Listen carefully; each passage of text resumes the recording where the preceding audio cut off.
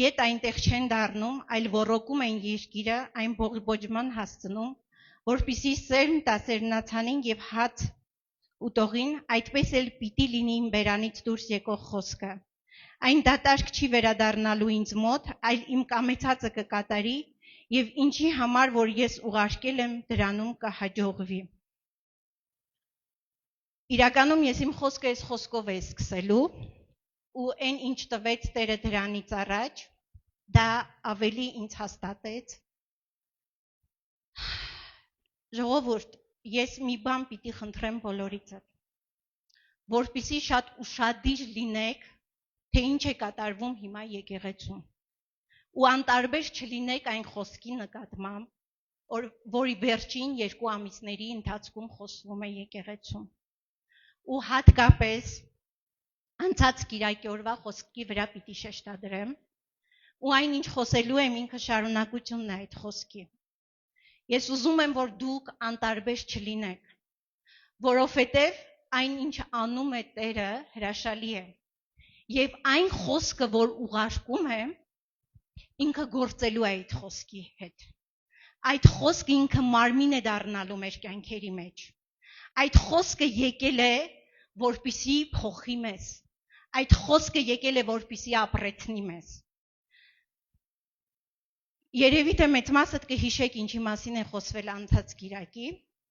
որ չապրենք մեր կամքից, այլ ապրենք Տիրոջ կամքից։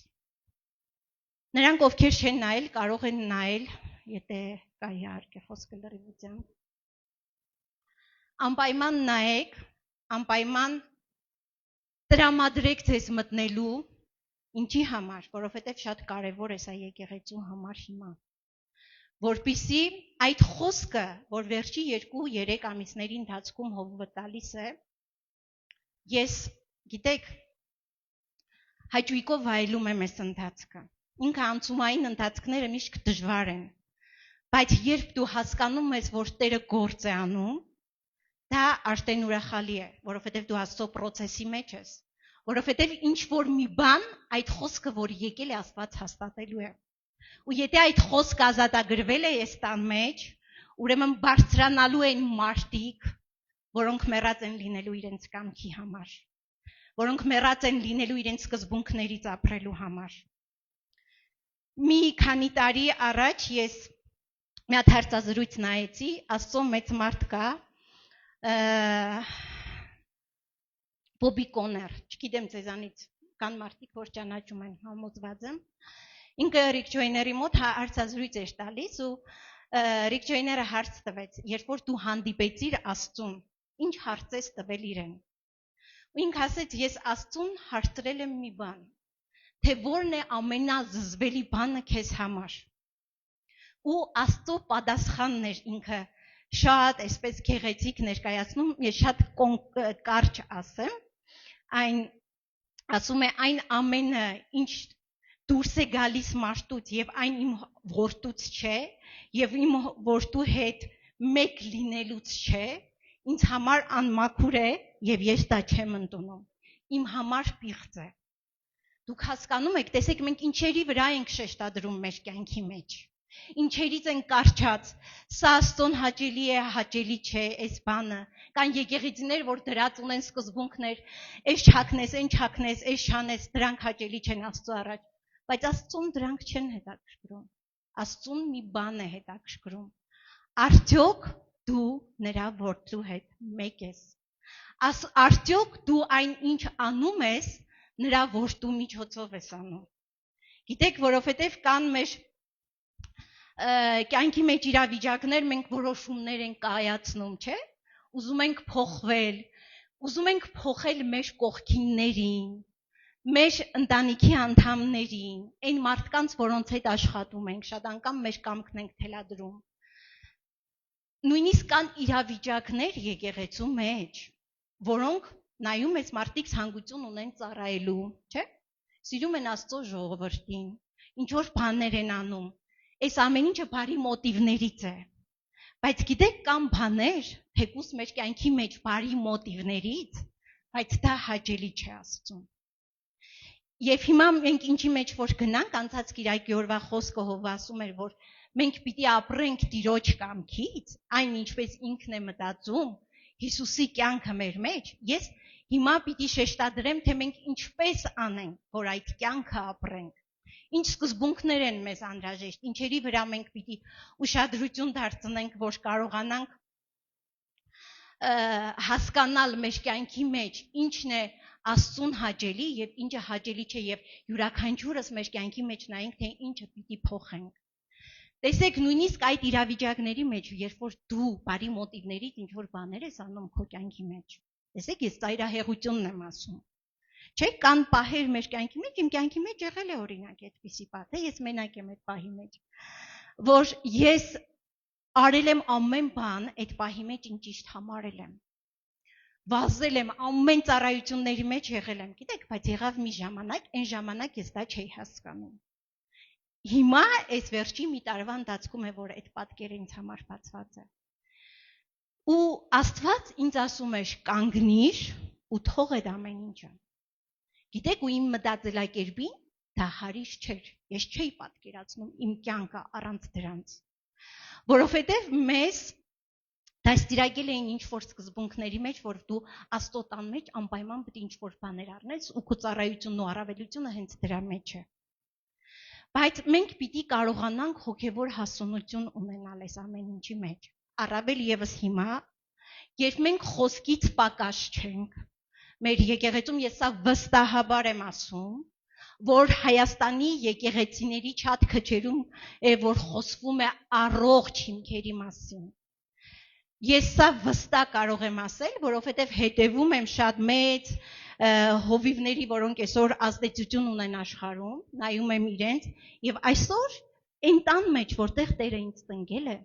որտեղ ես ընթանում եմ, որտեղ ինքը ուզել է, որ ես լինեմ, այդտեղ այն խոսքը, որ ես լսում եմ, ինձ համար հաճելի է։ Ու հաճելի է ոչ թե իմ մարդկային մտածելակերպին, այլ իմ հոգուն, որպեսզի ես գնամ դրա հետևից եւ մի միտքը նորոգում եմ այդ ամեն ինչով։ Շատ բաներ կա, որ ընթացքների մեջ ինչ հաճելի չի եղել, բայց երբ դա ես հասկացել եմ, որ Տերը ուզում է, ես հնազանդվել եմ ու Աստված բերել է, հաստատել է, ինքը փոխել է ինչ որ բաների մեջ։ Ու տեսեք հոգևոր հասունությունը ինչ է։ Հոգևոր հասունությունը դա այն չէ, որ մենք կարողանանք վերլուծել, թե մեր մոտ որն է ճիշտ, որը սխալ։ Դա մեկը կարող է շատ լավ Աստվածաշունչը գիտենալ, շատ դասերի գնալ, շատ բան սովորել, չէ՞։ Կան մարդիկ, որոնք պատրաստված են, սիրում են կարդալ, վերցնել, վերլուծել, տարբեր բաներ նայել, բայց հոգևոր հասունությունը սա չէ, ժողովուրդ։ Հոգևոր հասունությունը նայեք, դա այն է, երբ մենք լցվում ենք այն մեկի էությամբ, ով բնակվում է մեր մեջ։ Այսօր ու այդ էությունից եկող ռեսուրսներից կարողություն ունենալ օգտվել։ Այսօր մեր մեջ բնակվում է Քրիստոս։ Ու մենք հոգևոր հասունությունը կենդանի Քրիստոս ապրելն է, ոչ թե շատ բան գիտենալը։ Գիտեք, կարող է ես փորձառաբար արդեն այս 20 տարիները թույլ կտան ինձ դրա մասին խոսել։ Կարող է շատ տարիներ առաջ ես 50 լիներ իմ մեջ, շատ բաներ, բայց հիմա ես կարող եմ ասել, որ իմ փորձառության ընթացքում ես ինքս եմ եղել այդ իրավիճակի մեջ։ Ես տեսել եմ շատ մարդիկ, որոնք հոյակապ տիրապետում են Աստծո խոսքին, բայց չունեն կարողություն այդ տիրապետած իրանց կյանքի մեջ իրագործելու, ապրելու այդ կյանքը։ Այնտեղ որտեղ պետք է զիջել, զիջեն։ Այնտեղ որտեղ պետք է սիրել, սիրեն։ Այնտեղ որտեղ պետք է լռել, լռեն։ Այ հոգևոր հասունությունը սա է։ Երբ մենք իրական Քրիստոսին մեր մեջ ունենալով կարողանում ենք ապրել Քրիստոսի էությունից, նրա նմանությունից ու պատկերից։ Ամեն։ Ու տեսեք, այս ամեն ինչը մեզ տրված է, ժողովուրդ։ Այդ ամեն ռեսուրսը այսօր մեր մեջ է, որովհետև կենդանի Քրիստոս մեր մեջ է։ Ու մենք դա ոչ միայն խոսքից գիտենք, տեսեք Հովանի առաջի գլխում ինչ է ասում, եւ բանը մարմին եղավ ու մեր մեջ բնակվավ, ու մենք տեսանք նրա փառքը, չէ՞, հոր միածնի փառքը, որ եղավ մեր կյանքի մեջ տրված շնորհք ու ճշմարտության միջոցով եղավ։ Այսինքն տեսեք, տրված է մեզ ամեն բան մեր ներսում է։ Հիսուս մեր ներսում է ու իր շնորհը, իր ճշմարտությունը այսօր գործում է մեր կյանքի մեջ։ Բայց կան իրավիճակներ, որտեղ մենք հայտնվում ենք, իրականում մենք պետք է ազատ լինենք, չէ՞, չներելուց, ազատ լինենք ինչ որ մեկին օգտակար, այսինքն այն ամեն ինչի անհրաժեշտությունը որ կա այդ պահին, որ դու դրսևորվես, չէ՞։ Ազատ ինչ որ բաներից, որոնք քեզ պահում են։ Տեսեք, բայց կան մարդիկ այսօր իրականում, որ տարիներ շարունակ պայքարում են ինչ որ իրավիճակների դեմ ու իրանց կյանքի մեջ ոչ մի բան չի փոխվում։ Իմ կյանքի մեջ էլ են եղել այդպիսի բաներ, որ ես որոշումներ եմ կայացրել, որ այսօրվանից այդ բանը այսպես եմ անելու ու գնացել եմ իմ մարդկային ջանքերով գործադրելուն։ Եթե մի քիչ դու ճգուն ես, եթե մի քիչ ավելի ուժեղ ես բնավորությամբ, մի քանի օր կձգես։ Իսկ եթե ավելի թույլ ես, գուցե եւ մի քանի ժամ, այդպես չէ։ Ինչքան բաներ կա։ Ու ամենամեծ սխալմունքը մեր կյանքի մեջ, որ մենք ուզում ենք փոխվել, մենք ուզում ենք ինչ որ բաներ անել առանց Քրիստոսի։